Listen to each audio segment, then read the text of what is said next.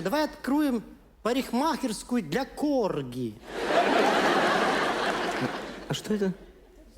Но это парикмахерская для длинных собачек на коротких ножках. Давай своими словами назовем. Фигня для фигни. Вот, ответ пришел уже. Да ты что? Посмотри, резюме вернулось. Ой-ой-ой. Никуда не подходишь, написали. Блин, ничего не получается, что ли? Надь, ну ты не расстраивайся. Не переживай. Давай я с Рожковым поговорю, пусть двоим платит. Ему все равно девать деньги некуда. Он только на платье да на парики тратит.